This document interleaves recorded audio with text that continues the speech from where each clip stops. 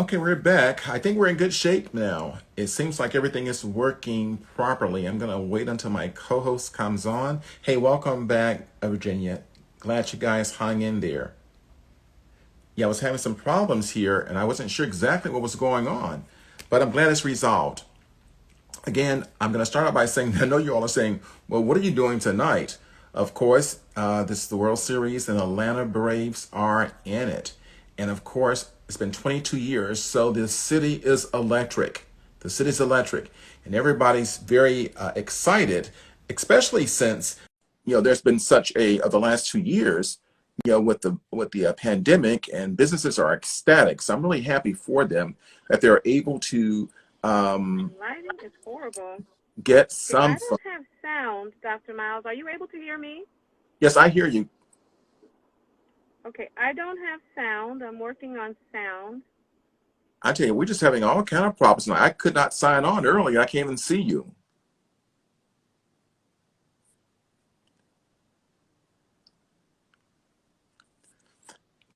You can hear me good? I'm having some technical difficulties.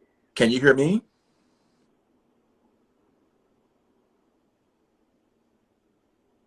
Can you hear me?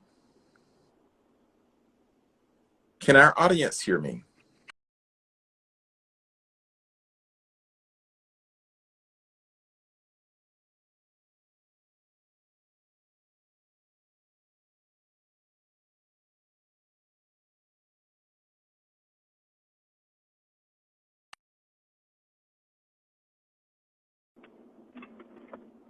Jackie, how are you doing now?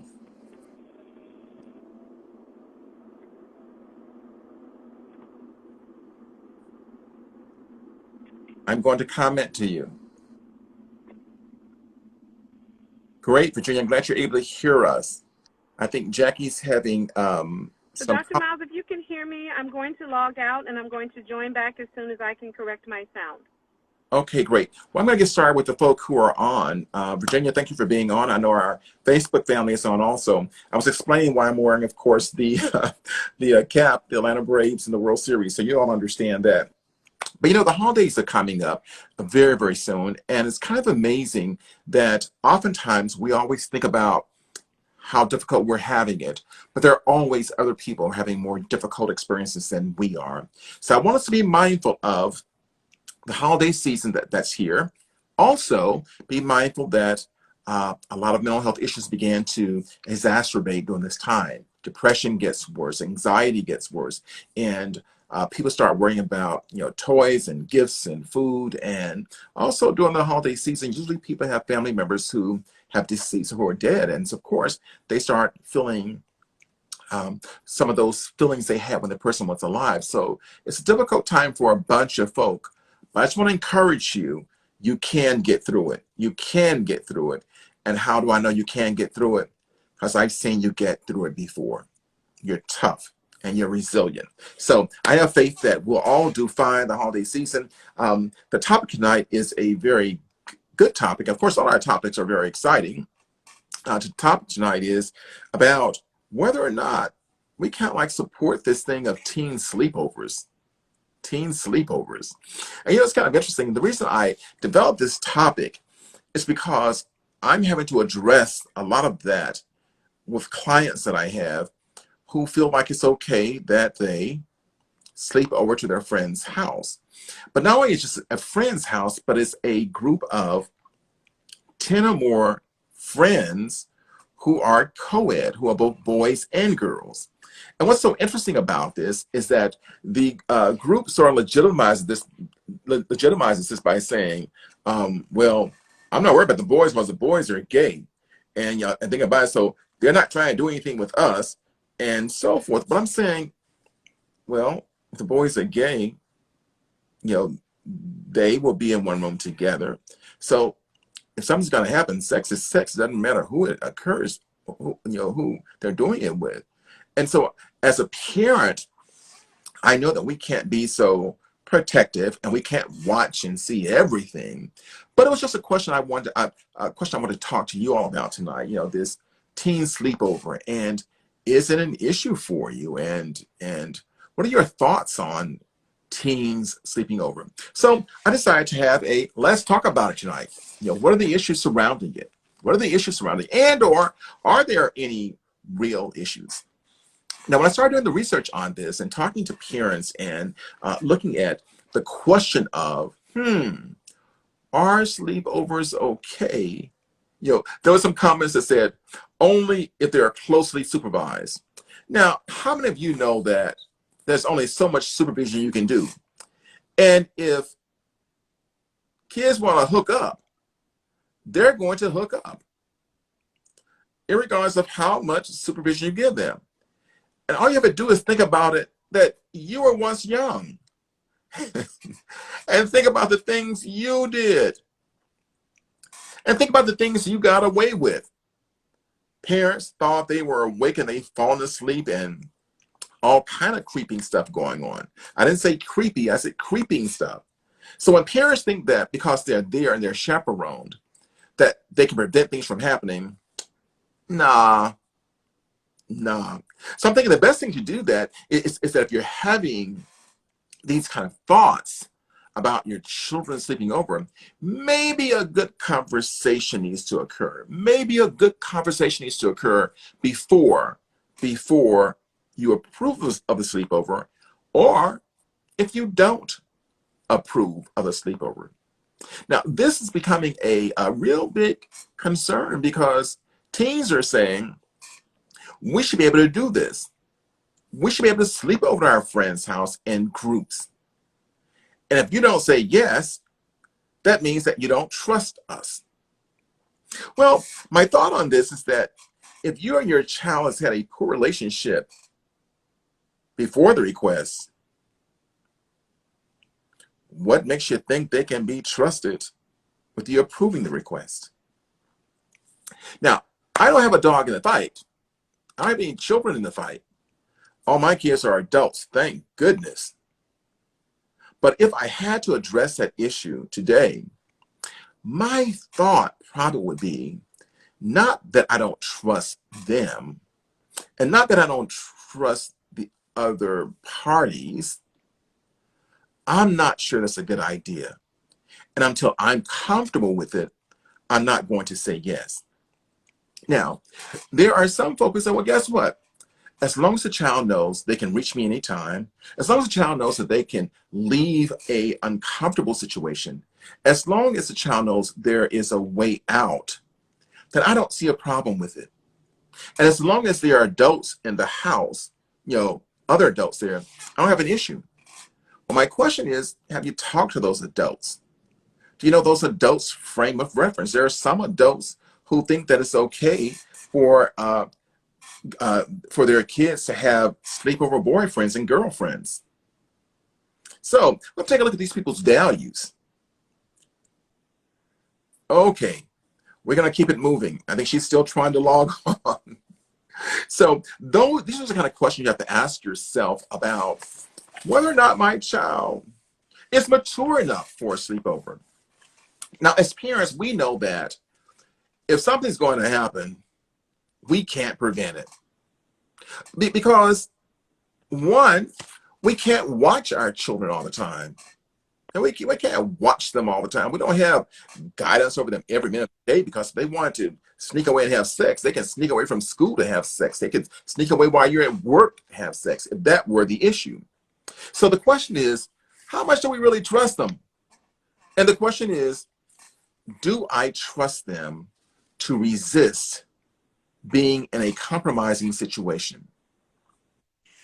Now, some of you just came on. I talked about, some of the kids I work with, young people I work with, they're saying that, these sleepovers should be okay because the boys that are sleeping over are gay, so there's no issue with something going down. And of course, my counter is, well, they can have sex with each other. And my biggest thing is not about them having sex and or drugs.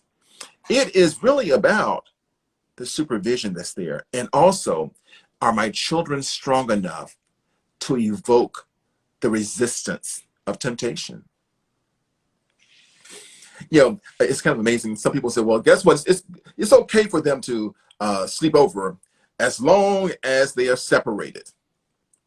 Well, in my younger days, I used to host teen, I think they were called, like, not resorts, but there were activities where teens got together. We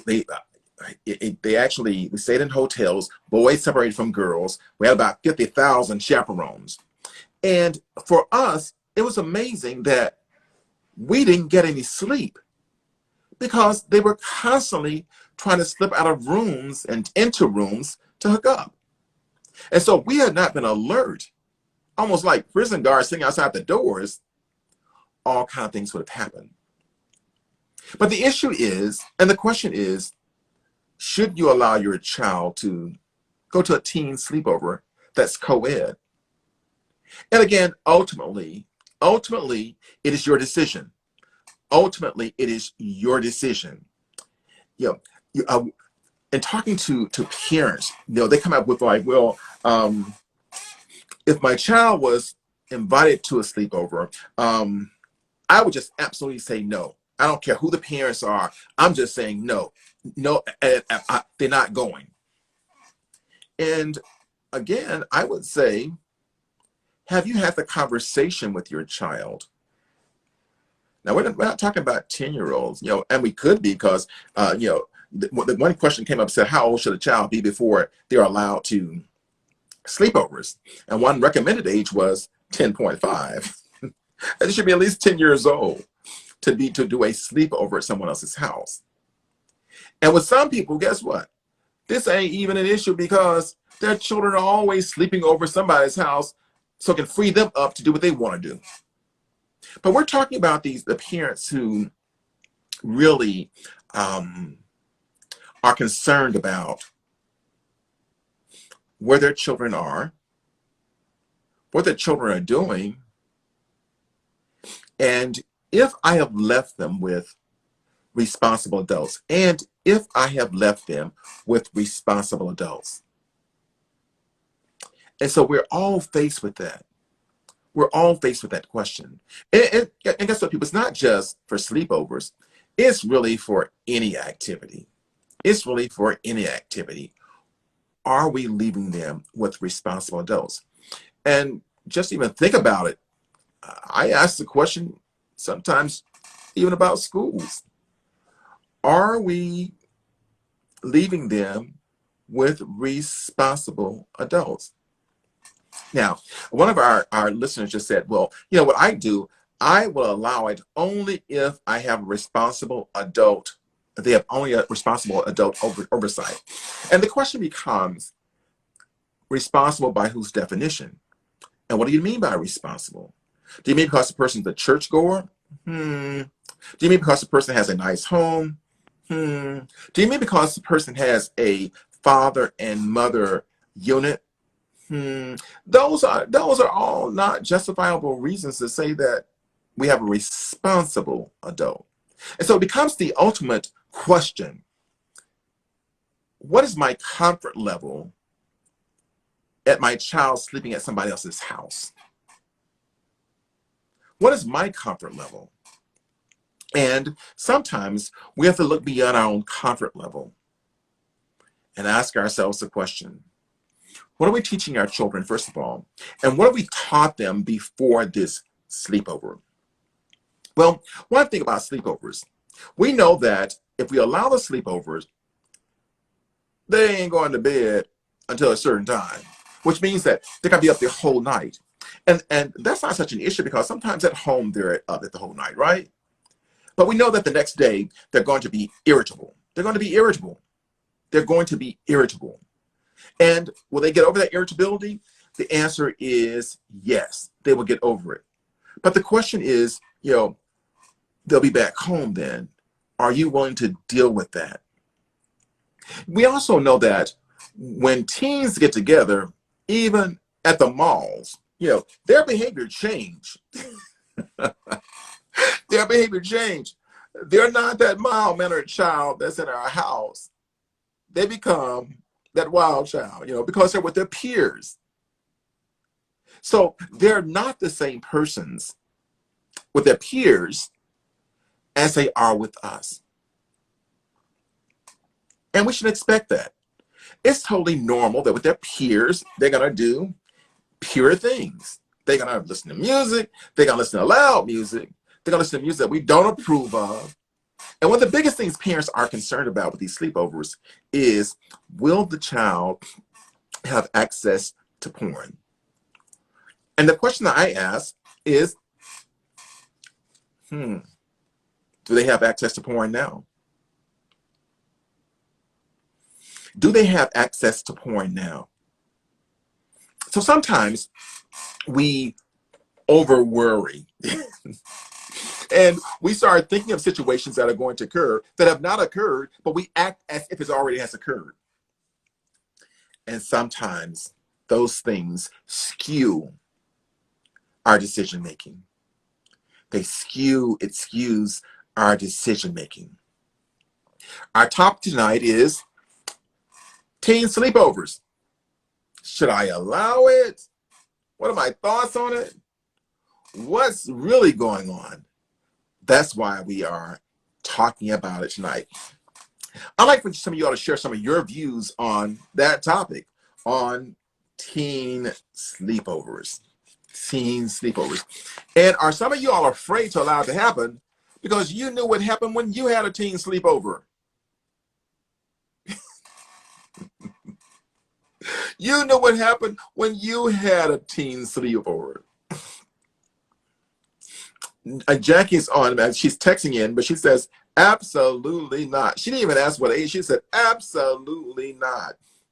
But I'll share with y'all, there are some pros and some cons regarding these sleepovers. Someone wrote, responsible adults, meaning that I know that they have similar child-rearing values as I do. Okay, that's fine. But the only problem with that is that I'm not sure the other children have parents who have the same child-rearing practices. Another comment, they come by to say thank you. Okay, Jackie, you gotta give me some more information on that because I'm not sure what that means. But I am going to say that as we began to make these decisions about whether or not our teens should be sleeping over, we make these decisions sometimes based upon our own past experiences. And then we project that into the future and say, I knew what almost happened when I had a sleepover. My child ain't going nowhere. They ain't not sleeping with nobody because I know. Well, that's not too fair because you're then generalizing by saying because it happened back then, it'll happen again. And you begin to react to it as if it's already happened, but you have no proof. Are y'all with me? So I want to talk about some of the pros and cons. There are some pros, very few though. There are some pros and cons. You know, there are some pros. Very few. All right. One thing you can do is before the sleepover. If a child came to you the day before the sleepover, of course, I'm going to say no because I don't have enough time to meet the parents, and the person lives almost 45 minutes away from us. I haven't even met your friend. So what I want to do before I allow a sleepover is I want to establish a relationship with your friend. Who are they? You know, how old are they? Not only how old are they, but as the sleepover occurs, who else is in the house? Do you have older brothers that are there? Do you have older siblings that were there? Are you going to have younger siblings that are there? I want to know who else is there. And then I want to make sure that the parents are going to be there. The parents are going to be there. And what are the rules for the sleepover? What are the rules for the sleepover? Like no drugs, no alcohol, you know, and we want the kids to have fun, but fun with some limitation. So I think the talk is very important. So you got to have this talk before the sleepover begins. Before the sleepover begins. You have to also let your children know you do trust them. And they should not allow themselves to get in compromising situations. But see, I can go back to the conversation we had months ago, folks, when I talked to y'all about talking to your kids about sex. And y'all can even deal with that part of it. So So if you're uncomfortable in talking to your children about sex, how can you set the perimeters or some rules for the sleepover? Raising children, you got to be candid, folk. You can't talk in parables. You can't talk in codes. You can't talk and say, okay, I know you know what I'm talking about. A wrong assumption. You're going to have to be very clear and have candid conversations. Candid conversations like, I know with sleepovers, the potential for sex to occur and or unwanted sex, which becomes an illegal activity. You can have those kinds of candid conversations. I'm aware of the potential for you to get to be watching pornography. But folks, can y'all believe this? There are some parents who really had a real sex talk with their kids, and they would not dare bring up pornography. And I'm saying, you won't bring it up, but it's real and it happens. And if you don't believe it happens, I have some 5-year-olds who've had access to porn.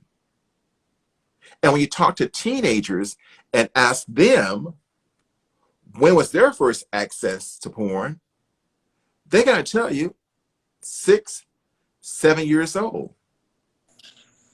So we have to come to the reality. We deal with the situation. What our kids are really exposed to. What are they really exposed to? Hey, Jackie, I see you made it on. Oh my goodness, this is one of my favorite topics. Good evening, everyone. Apologies for the technical difficulties. This is a very important topic tonight, Dr. Miles. So I have really been going crazy. Yes, I am on, and I can tell you with children who are now in their 20s, and just in general, after talking with lots of parents, sleepover, the whole sleepover question is loaded. I think as parents, we have to ask ourselves, when else do we gamble with our child's safety? Yeah. And unfortunately, in our environment, if this is not someone that you can say you have 100% with, and that's very few people, you know, it's something for parents to consider, but a lot of times that answer is just no. Well, the thing I was talking about before, I was saying that, we can have all kind of faith with the parent, and whether it be a one parent, 3 parents in the house, but I'm not sure how the other kids were raised who coming up in there. I'm not sure. Especially if we're talking about group sleepovers, that is absolutely correct. You're not sure. And we often have older siblings. You don't honestly know if they have visitors in their home on any given night. People from out of town, family, friends. It is a real gamble. And when you're talking about the younger children, Dr. Miles, kind of scary. So it's not just about kids having sex, but there are a whole lot of other things that can go down. We know that weed is the preferred commonplace. Yes. Now, I'll share with you, there are some families who believe, and that liberal that says, all right, weed smoking is okay as long as it's in the house. See, I'm not sure I want to place my child in that kind of environment. Then I would hope that I've raised my child to say, listen, this ain't what I thought, this ain't any kind of party I thought it was going to be. I got to go home. At that point, Dr. Miles, I feel like we're placing the responsibility and a lot of pressure on the child. One of the things, especially being in education and in your field, that we know is that peer pressure is real. And some of the strongest kids have a hard time in a certain setting saying no and backing out of challenging situations. We know adults who can't necessarily do that. And so, I come back to, our original topic or just the topic in general. One, is it necessary? Right? I can tell you that sleepovers were not allowed. I can tell you that, in this case, the kids have come back, and that's the comment I make. They come back to say, oh, I get it now. And I really appreciate that you didn't allow us to even cross that line. All right, folks, we're talking about teen sleepovers. And I'm talking about co-ed now. Teen sleepovers, co-ed. I'm Dr. Willie Miles, right here out of Atlanta, folk, and you see I'm sporting my Atlanta Braves gear. You are looking good there. I noticed that. Here in Atlanta, it's electric here. I mean, you've got 3 days of it, and people are just going wild here, of course. So I want you to make sure that you all know that I ain't just trying to look cool. I know I do. I'm trying to make sure I get in on this electrifying Atlanta Braves, of course, in the World Series. Okay. And Jackie, we have to have you on. You all know Jackie. Jackie, of course, is an educator, of course, Valley the Giant CEO and principal down there in South Florida. South Florida. Absolutely. But Yes. Jackie, And again, a wonderful topic, very important topic, something that what parent doesn't face this? I think every parent faces this question. And Dr. Miles, I don't know if you had a chance to talk about it, but what about the peer pressure on the parents? You know? well, yeah, we kind of like not gotten that far yet, and Okay. and I was really hoping you can get on. I was prepared to go on without you because my whole point was that I didn't want to cancel tonight. I want to give our audience an opportunity. Call some of your friends up. Tell them we had some technical problems starting on, but tell them we're back now on our Facebook Live. I had 3 or 4 people on there. Hey, call your friends back. I mean, and talk about this. Now, Jackie, I'm not sure whether you heard this part or not. I said some folk are saying no to these sleepovers because they know what happened or what almost happened when they were at a sleepover. Yep. And I support that. That is a good reason to say no to sleepovers, because of some of the things you all learned at your sleepovers. Dr. Miles, you know, it just gets down to, are you willing to take the chance? We all know of the stories. Unfortunately, we know the good and the unfortunate stories. So a sleepover is a gamble. If you add to the fact that it is unnecessary gamble, and you know, often we don't come offering our positions. We like to just offer the information and, you know, have an educated parent. But I think everyone's probably already figured out on this one, I am extremely biased regarding sleepovers. As you pointed out, pros and cons, let's get the information. But it is, again, a very important topic. It's something I think parents need to decide, maybe before they have kids, how am I going to approach sleepovers? You know, You know what's interesting though is that I'm not sure you heard this part. As I was talking earlier. There are some pros to sleepovers. Let me just give you a few. okay. That sleepovers are great in helping kids build deeper friendships. Plus, your kids get to exercise their manners when they're not in front of you. So a sleepover requires emotional flexibility of the child. And when I say child, I'm talking really about teenagers. All right. So, and Jack, I think you and I both know that if they really want to hook up, they ain't got to do it at a sleepover. If they really want And I don't even think sleepovers are necessarily about hooking up.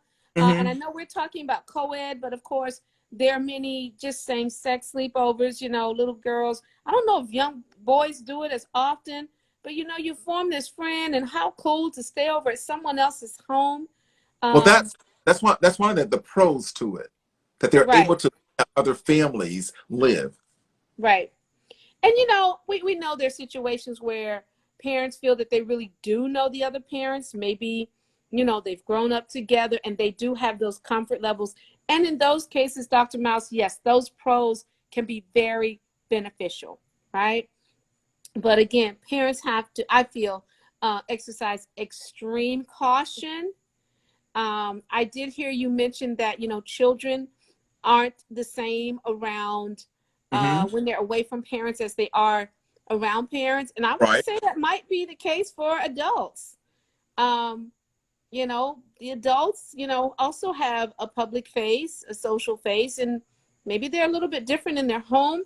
I'm going to say again, I'm biased. I did have one of those scenarios in my community where there was a completely different person at home, and it didn't end well. So, well, you know, yeah, I think part of human nature is that home is the place of security. So you're gonna do all kind of wild things there, you know. But I'm saying, and when you go out, you're gonna be a different person. You know what I'm saying? So it's the adjustment is necessary, and that's why we talk about kids are flexible. But I think it's really it's incumbent upon the parent to determine what kind of relationship they had with that child, with my child, before I talk about. For instance, if I had a very rocky relationship with you, and you're talking about asking me to come and go and sleep over somewhere, the answer, let's not even talk about it. Right. Because in that situation, you can almost bet that they are not going to share information with you. And that's a very good point, Dr. Miles. Do you have the kind of relationship with your children long before sleepover where they tell you the difficult things, where they tell you, you know, and that is, are you having conversations with them also about difficult things? So the relationship between the parent and the child is a very important factor in this question, in this decision. Yeah, I'm not sure you heard what I was saying when I was talking to our audience. It was so interesting. I was saying, you know, like, when we had our program on, do you talk to your kids about sex? Y'all couldn't even talk to your kids about sex. So how can you talk about, you know, the nuances or the things to look out for? What's sleep? And you know, this conversation is really not about sleepovers. You know that, don't you?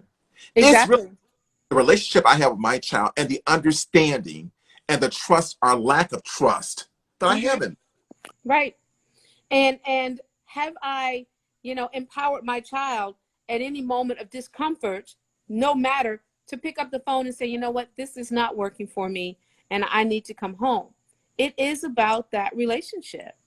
Well, that was another piece, that the sleepovers will teach children to make responsible decisions and teach independence without the parents' involvement by saying. Now, what's so interesting about this is like, well, I know some kids who will say like, come and get me, but the rest of them kids, but I'll deal with it because my mom knows right here, I'll never get out the house again. Right. I ain't telling her or him nothing, because they knew that now I would never, I can't go to the prom. Right. That's absolutely correct. And guess what? Maybe you don't need to go to the prom. You know, Dr. Miles, I'm trying to recall, you know, you and I both have to go back a little bit to remember what it felt like when we were children. I don't think okay, so I had organizational sleepovers, and that is Girl Scouts went camping, okay? And I was in high school. One of my organizations, our drill team, we would do a weekend sleepover. But I don't recall individual sleepovers other than that. Right. So again, I did hear you say that a lot of times it's our experience that we question or that causes us concern. And so we have to be, you know, it makes us think twice about our child's experience. And that's one we probably shouldn't include. Well, my phrase, it wasn't no sleepovers. It was an emergency. If I slept at somebody's house, that means there was an emergency at my house. And the only time I slept over somebody's house, my mother was in the hospital, and I was at my neighbor's house. So it wasn't no just sleeping over because I want to get away from home. For entertainment, right? But neighbors didn't want you to know how. They have their own issues. They got, you know, so the whole point is that there was no social, like, let's get together. Now, but you know, when I used to run programs in other organizations, I like the idea of sleepovers. And I even hosted them for the rites of passage. Yeah, we had girls in one room with about 15,000 watchers, and we had the boys in another room. And so, but the key to that conversation is, guess what? They had gone through a whole program on what was appropriate for boys and appropriate for girls, so they knew not to try anything. And they were being supervised, which is another point to the traditional friend sleepover. Right. What is the environment? Is there an adult there who is going to be checking in and making sure that everything goes well?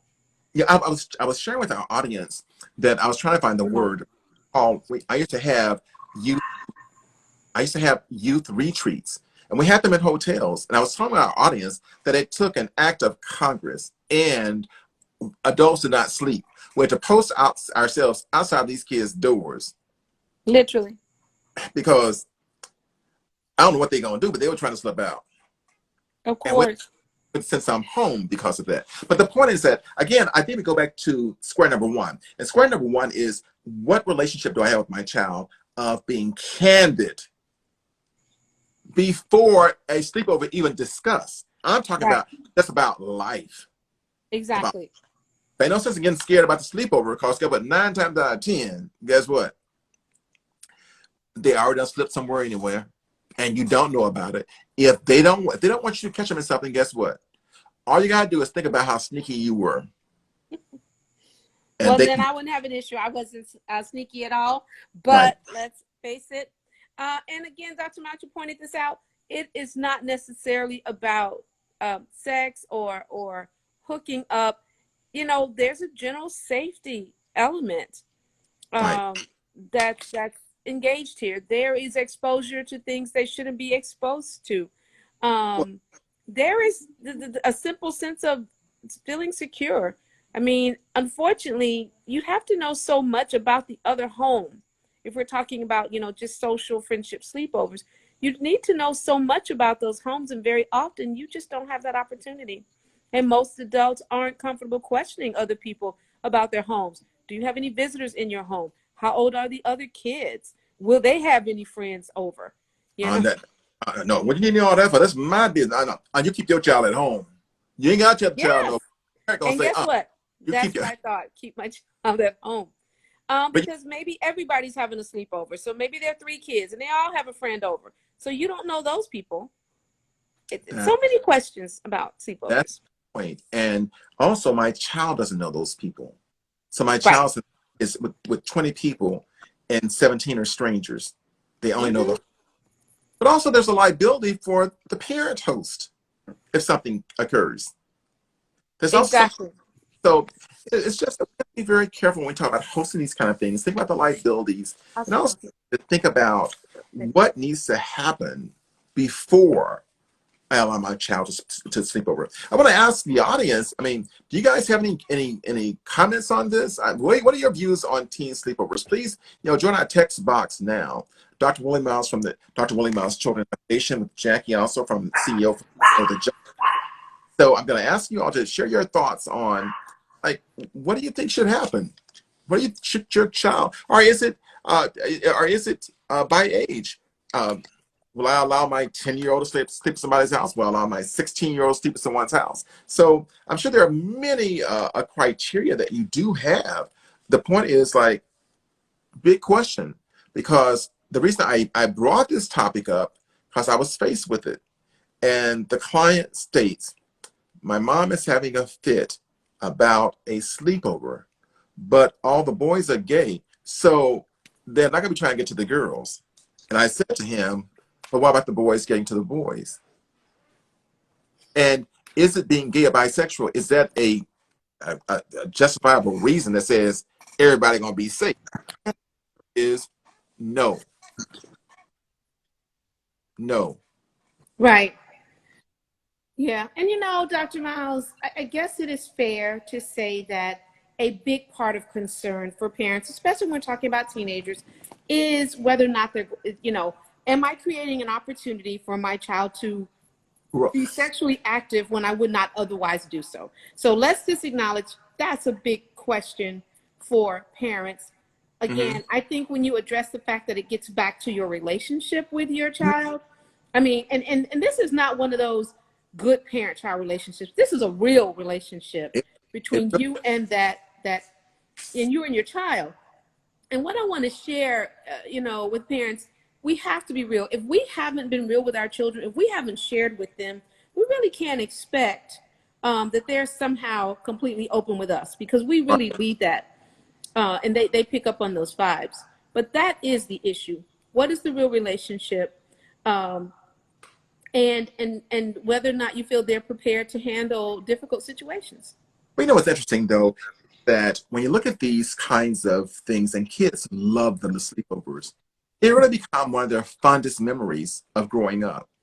Though these sleepovers can work out, it just takes a lot of preparation. Right. Right. And so, you raise a good point. Now let's figure out situations where sleepovers work. Again, I think organizationally, because again, if your child's goal is to socialize, have a unique experience with a friend, there are many environments where that can happen. I recall sleepovers at the malls, right? Bring a tent, kids shop late. They're getting that bonding overnight experience with that friend. as you pointed out, in a similar situation, there is supervision. And so maybe in a different tent, maybe they're getting a little bit of freedom and independence, but many different types of sleepovers and a way you can facilitate them. Well, Jackie, I want to share with you now what we're dealing with is not just the co-ed sleepover. And I'm gonna use my vernacular. It ain't just one night. We're talking about like weekend sleepovers. Okay, well, you're talking about like vacation without you. No, we're talking about. Let me give you the agenda.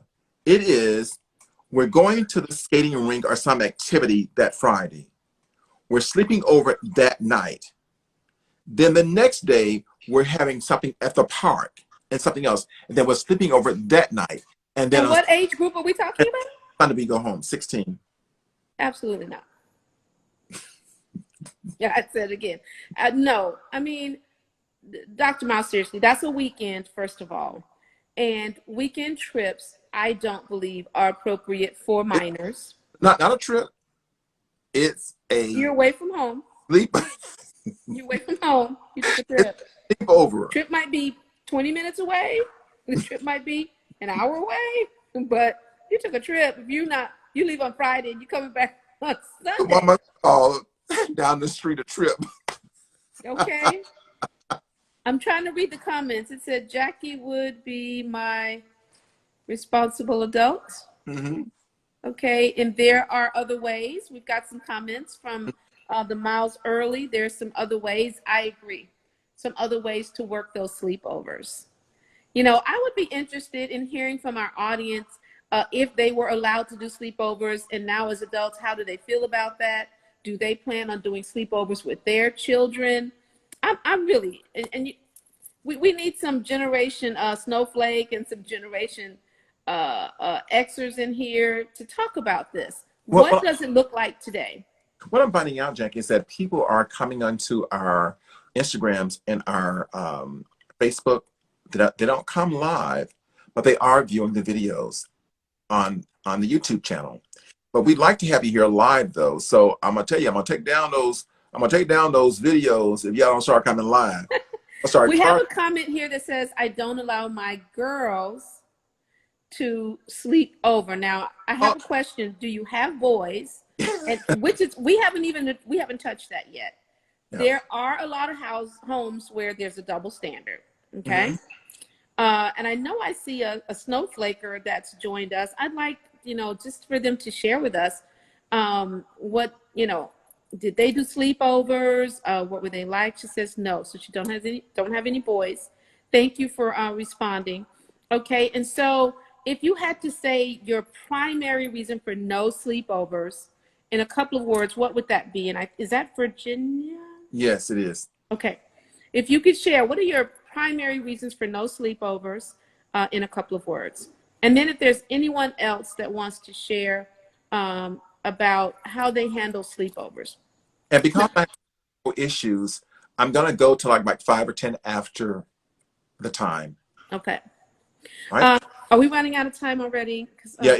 I missed the first 30 minutes. Yes, almost 8 o'clock now, but I'm going to go 5 to 10 minutes over since we got started. Like we have technical problems. Okay. Dr. Mouse, can you read the comments from, I think it's at Elise. I don't have my glasses.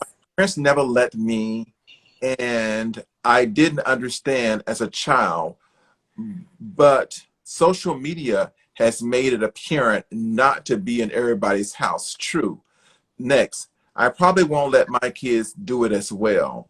And Virginia says, I'm so afraid. Now, okay. I got to talk about some of this stuff now. I've got to go on a clinical side. Virginia, and I'm going to deal with Elisa also. Virginia, you are so afraid because what you're doing, you're generalizing. What you're saying is something may happen, and you're responding to the something may happen as if it already has happened. That's what's causing the fear. That's what's causing the fear. And so there's no proof that anything's going to happen. There's no proof. You have no proof of it.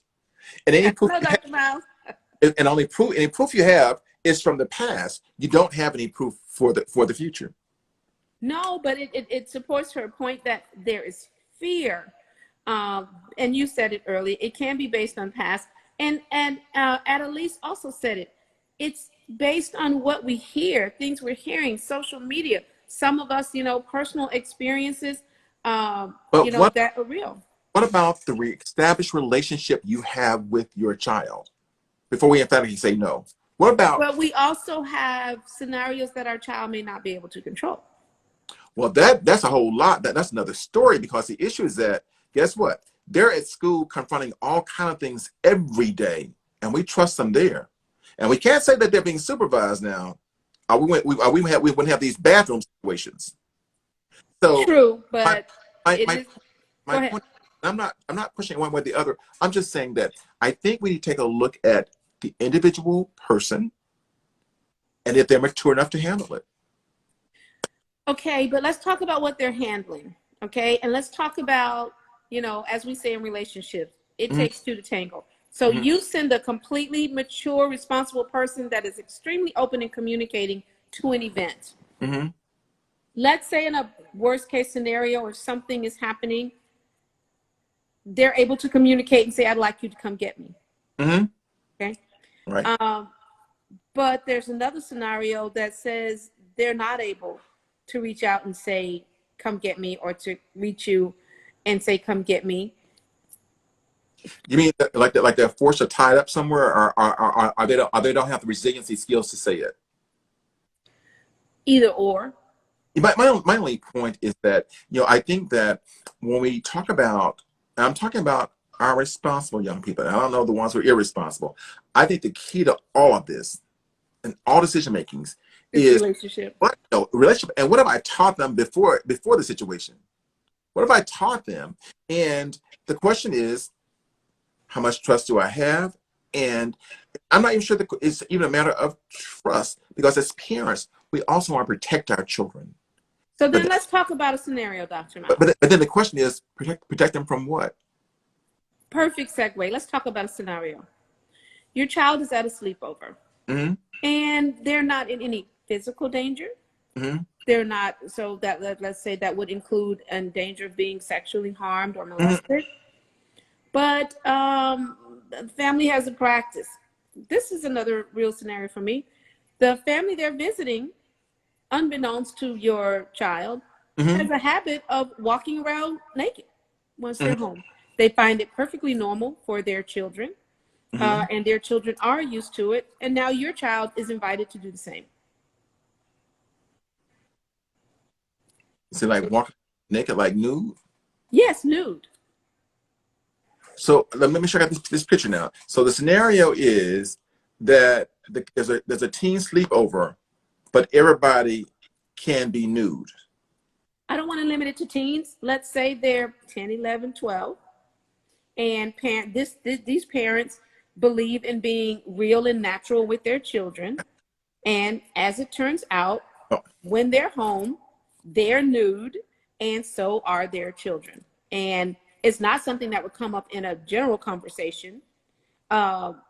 Typically, when you see people, they're outside their home, so you would have no way of knowing what they do inside their homes. I'll be quite honest with you. If my child's going to sleep over somebody's house, I got a list of things to talk about before I even let it happen. And so we're back to interviewing the parents? Yeah. And then secondly, guess what? If I don't have a relationship with those parents, like somebody, because you're Julie's friend, and I don't know those parents, I've not interacted with them more than once or twice, guess what? No. I can tell you this particular scenario was neighbors, people you've interacted with a million times. It's just that when you do, it's under certain circumstances. Yeah. And obviously there's always a first time for a sleepover, and you discover, hey, they do things a little bit differently. I call that different, and I don't call that a sleepover. I call that something differently, because when you have adults that are walking around nude in front of children and it's their natural environment, they want to have other people's kids there. I have some concerns with that borders on the line of illegal. But so we can see where, and that is a true example, something that, honestly I experienced as a child. Fortunately, I was able to just leave, but yeah. That's very unfortunate. And what it does, it puts our children and the parents in a position of being overly cautious, protective over something that this one individual did.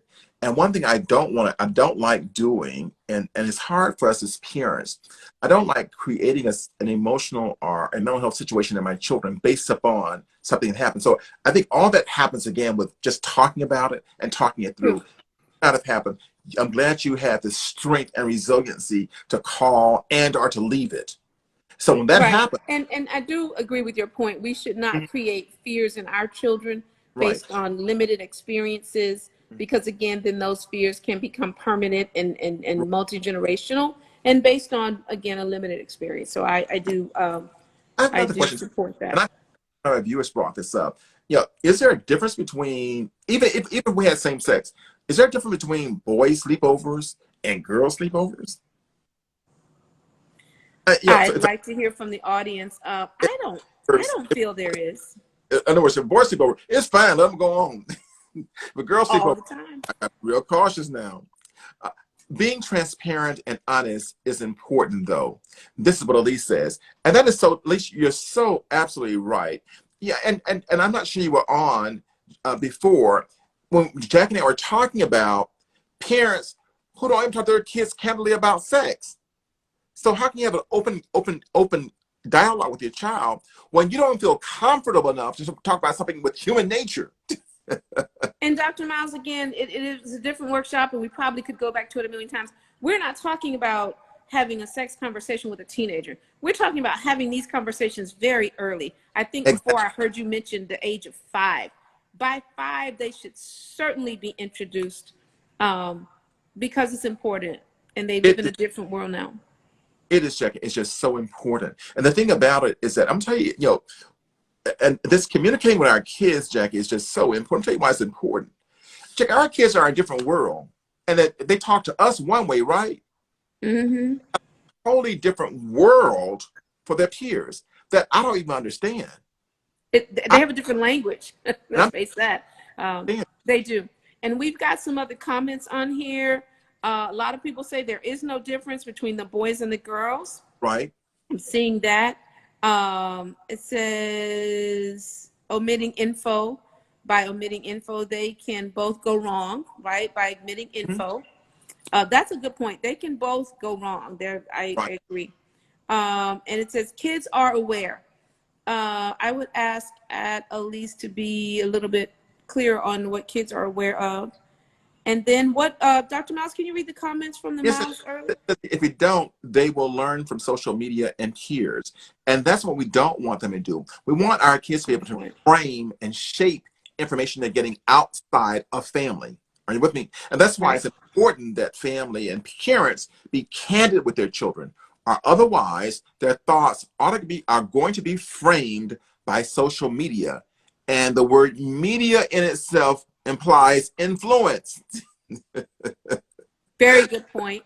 So we Good point. don't want children to be totally influenced by social Right.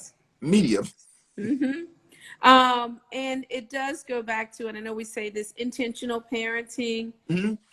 long before a sleepover question comes over. And Dr. Miles, I have a question. How many people have had their own sleepovers with their kids? How many times have you stopped to build a tent or go somewhere and do something out of the norm with your children as they're growing up? But you know what's interesting? I'm glad you brought that up because one way to counteract your child going to a sleepover is you sponsoring one. You Right, host the sleepover. right. And And go ahead. Jack, but I think what we're going to find out in doing that, we're going to be surprised at the number of parents who let their kids sleep at folks' house they've never met. Well, that does happen, Dr. Miles. I can say that. And at those teenage years, when they get older, they drop them off, right? Drive up, drop them off. Everybody's having a good time. I think they may assume that, again, these are organizations or groups and they're comfortable with the group. But again, you really don't know Well, the circumstances under which your child is staying over. You got me off task. At least hold on a second. I'm gonna read your stuff too. You got me off task. You talking about drop them off? They don't even wait to see the kid go inside the door to the house. I know. They have no proof that I've seen it happen. Yes, it's so true. Elise, my parents would also let me have sleepovers where they'd come at 6 and leave at 10. That's not a bad idea. That's a really good idea. They know sleepover, if they have a get together. Let me see how y'all act first. Absolutely. 6 to 10. That's a good way to build rapport with the peers. It's a good rapport to see how kids act together. And also what you can also do, and at least I'm not sure y'all did this, is that you leave them be. You provide the refreshments. They can do anything they want to do, and just let them give them that privacy. Yes, because again, that's back to trust. An opportunity for you to meet the people, friends that your child is spending time with, and then that builds the trust, Dr. Mouse, that you mentioned earlier. That is necessary. And again, parents do need to put their own fears aside and focus on the relationship you have with your child. But that is one way. So that was a good idea. Jackie, our topic tonight was teen sleepovers. Let's talk about it. Teen sleepovers. And it was more so about not just teen sleepovers, but co-ed sleepovers. Mm-hmm. Co-ed sleepovers. And in reality, they really should be okay because it's a trust issue. I think if a parent's biggest fear is that if I'm not watching my child, they're going to have sex, there are a whole lot of problems in that relationship to start with. But one thing we need to talk about is not just sex, it's also about drugs. Sex and drugs, yes. Drugs. And there are a host of other things your kids can get involved in that has nothing to do with sex. That can be even more dangerous. We would one thing okay, go ahead. One thing I want to say while we're doing this is that what you don't want is an innocent situation to then cause trauma. Something that starts out innocent, meant to be positive, becoming a traumatic situation. Lifelong. Yes. All right. If you teach your child about things ahead of time, they are least likely to follow those who are their age. Very good point. And we go back to parental relationship. Parental relationship. Well, Jackie, guess what? I gave us 10 minutes after the hour, and guess what? We've used it up. We're already there. But our topic tonight was a very lively topic, was about teen sleepovers, co-ed sleepovers. And we want to talk about it. So I'm really happy. I know we had some difficulties starting out. Thank the listeners and the followers who came back. Grovius, thank you for, I know you're in Africa and you're like 5 hours ahead of us. It's like midnight or later there. Thank you for being on. Goodness. Murphy and the rest of you guys, thank you guys for being on. And also Facebook. Jackie, we have another exciting topic next week, but I'm not going to tell you. I want you to look at our marketing and our, just actually see what it's going to be. Before we leave, Jackie, other good news. We now have all videos from 2020 up into 2021. They're uploaded, folk, on our YouTube channel. Please go and take a look at those things and subscribe to them. And they're free today now. I'm thinking about charging for them, so you better get them while they're free. We have 54 videos. Oh my! Of you and I talking. What, I think I'm gonna do a weekend and just go back and look at all of them myself, like a series show. I'm looking forward to that. They're hour long. But I wanted people to know that we're actually on there, folks. I'm so proud that we have those videos up. There are 54 of them from 2020 up until now. And we also have the playlist for you. So we can very organize, folks. So when we get really big time, we're going to say who was with us from day one. All right? So, Jackie, I want to mention also. And I do want to thank our audience for your comments tonight. It's such a better conversation when we have feedback and different perspectives. So I want to thank everyone for their feedback. We also enjoyed the discussion and enjoyed you being on. Hey, listen, look at them Braves, y'all. Go Braves, World Series. We'll see you next week. Be wonderful. Be blessed. Good night, everyone. See you. Good night, Dr. Miles.